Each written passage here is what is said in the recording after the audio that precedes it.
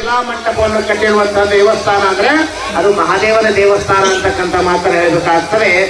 ಹೀಗಾಗಿ ಯುಗಾದಿಯಾಗಿ ಹೊಸ ವರ್ಷಕ್ಕೆ ಅಂದ್ರೆ ಮೊನ್ನೆ ತಾನೇ ಹೊಸ ವರ್ಷ ಆಯ್ತು. ಏನ್ ಜನವರಿಗೆ ಆಯ್ತ್ರಿ? ಯುಗಾದಿನೇ ಅಲ್ಲ ನೋಡ್ರಿ, ಎಲ್ಲ ಏನ್ ಶಾಣೆ ಇರುತ್ತೆ. ನಾವೆಲ್ಲ ರೈತಾಪಿ ಜೀವನ. ನಾವು ಭಾರತ ಸಂಸ್ಕೃತಿಯನ್ನ ನಾವು ಮುನ್ನಡೆಸ್ಬೇಕಾಗಿತ್ತಂದ್ರೆ ನಮಗ್ ಹೊಸ ವರ್ಷ ಯಾವುದು ಅಂದ್ರೆ ಯುಗಾದಿ. ಯುಗಾದಿನೇ ನಮಗ್ ಹೊಸ ವರ್ಷ. ಹೊಸ ವರ್ಷವಾಗಿ 12ನೇ ದಿನಕ್ಕೆ ಬರುವಂತದ್ದು ಯಾವುದು? ಮಹಾದೇವನ ಬಾರಸಿ. ಹೌದಲ್ರಿ? ಇವತ್ತು ಮಹಾದೇವನ ಬಾರಸಿ ಕಾರ್ಯಕ್ರಮ. ನೀವು ಮಹಾದೇವನ ಕಾಂಡ ಮಾಡಕತ್ತೇರಿ. ಈ ಕಾಂಡು ಕೇವಲ ಒಬ್ಬರೇ ಹೇಳಿದ್ರೆ ಕೊಡ್ಬೋದು, ಆದ್ರೆ ಮಹಾದೇವ ಒಬ್ಬರಿಗೆ ಬೇಕಾಗಿಲ್ಲ, ಎಲ್ಲರಿಗೂ ಬೇಕಾಗಿರುವಂತ ಮಹಾದೇವ. ಅವ ಸಣ್ಣವಿರ್ಲಿ ದೊಡ್ಡವಿರ್ಲಿ, ಏನೋ ಬಡವಿದಾನ, ಅವನಿಗೆ ಕೊಳ್ಳಕ್ಕಾಗಂಗಿಲ್ಲ ಅಂದ್ರೆ ಒಂದೇಟು ಮಹಾದೇವನ ಬಲ್ಲಿ ಬಂದು ಒಂದೇಟು ಜಾಡ ಹೊಡೆದ್ರೆ ಸಾಕು, ಅವನ ಮಾಡಿರುವಂತ ಸೇವೆ ಮಹಾದೇವನಿಗೆ ಅರ್ಪಿತ ಆಗೇ ಆಗ್ತದೆ. ಶ್ರೀಮಂತರಷ್ಟೇ ಬೇಕಂತಲ್ಲ, ಎಲ್ಲರೂ ದುಡಿದವರಿಗೆ ದುಡಿದಿದ್ದಷ್ಟು ಕೂಲಿ ಕೊಡುವಂತವನು ಯಾರೋ? ಮಹಾದೇವ.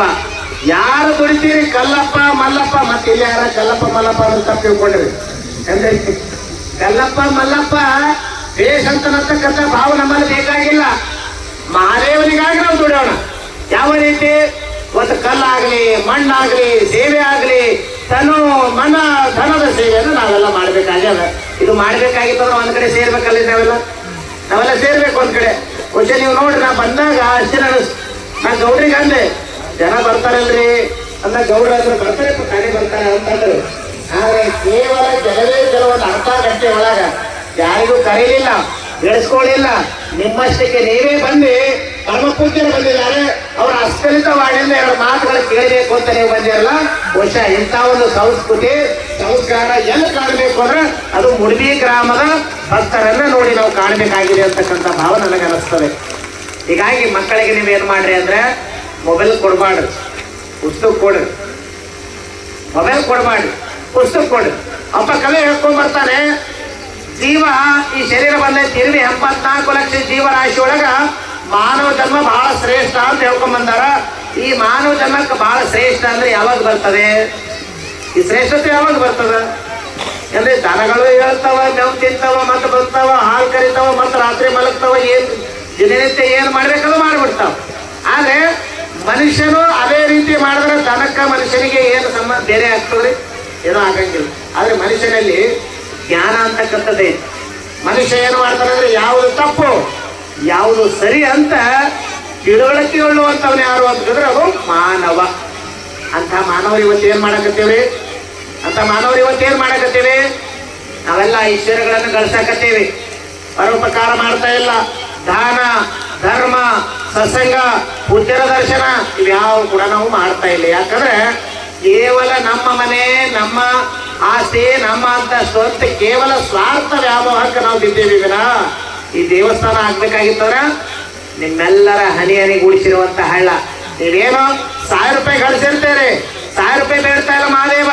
ಅದರದಾಗ 1000 ರೂಪಾಯಿ ನೀವು ಗಳಿಸಿದ್ರಂದ್ರೆ ಒಂದು 100 ರೂಪಾಯಿ ಮಹಾದೇವನ ಹೆಸರು ಮೇಲೆ ಗಲ್ಲ ತಗೊಂಡು 1000 ರೂಪಾಯಿ ಆದಾಯ ಬಂತಂದ್ರೆ 1000 ರೂಪಾಯಿದಾಗ ಒಂದು 100 ರೂಪಾಯಿ ಗಲ್ಲದ ಹಾಕಿದ್ರೆ ಸಾಕು. 100 ಅಂದ್ರೆ ಒಂದು ವರ್ಷಕ್ಕೆ ಏನಾಯ್ತವ್ರಿ? ಒಂದೇ ತಿಂಗಳಿಗೆ 100 ರೂಪಾಯಿ ಹಾಕಿದ್ರೆ 1200 ಆಗ್ತದೆ. ಮಧ್ಯ ಆಯ್ತದೇನ್ರಿ? ಬಹಳ ಸರಳ. ಆದ್ರೆ ನಾವು ಒಮ್ಮೆ 1200 ಕೊಡ್ರಿ ಅಂದ್ರೆ ಆಗ್ತದೇನ್ರಿ? ಯಾರಿಗ್ರ 12. ಹೀಗಾಗಿ ಒಬ್ಬ ಸುಂದರವಾಗಿರುವಂತ ಕವಿ ಒಂದು ಮಾತನ್ನು ಹೇಳ್ತಾನೆ, ನಾವೆಲ್ಲ ಐಶ್ವರ್ಯಗಳನ್ನ ಗಳಿಸಾಕತ್ತೇವೆ, ನಾವೆಲ್ಲ ಸಿರಿ ಸಂಪತ್ತನ್ನು ಗಳಿಸಾಕತ್ತೇವೆ. ನಾವು ದೇವಸ್ಥಾನ ಕೊಟ್ಟಿಲ್ಲ, ಗುರುವಿಗೆ ಕೊಟ್ಟಿಲ್ಲ, ಪೂಜ್ಯರಿಗೆ ದರ್ಶನ ಮಾಡುವಂತ ಸಂದರ್ಭದಲ್ಲಿ ಒಂದು 10 ರೂಪಾಯಿ ಕೊಟ್ಟು ನಮಸ್ಕಾರ ಮಾಡಲಿಲ್ಲ ಅಂದ್ರೆ ಎದಕ್ ಬಂದ್ರಿ?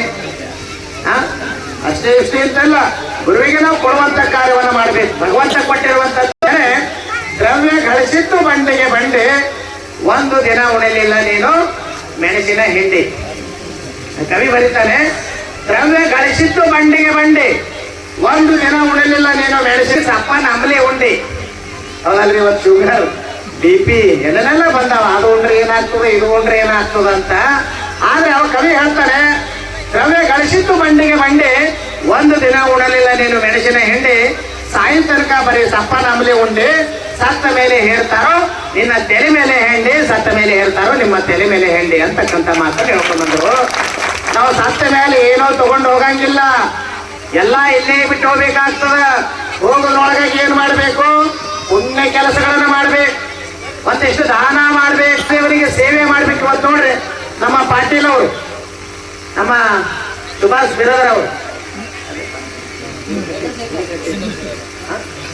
ನಮ್ಮ ಚಂದ್ರಶೇಖರ್ ಬಿರಾದರ್ ಅವರು ಇವತ್ತು ದೇವಸ್ಥಾನ ಕಟ್ಟಬೇಕು ಅಂತಕ್ಕಂಥ ಸಂಕಲ್ಪ ಮಾಡಿದರು.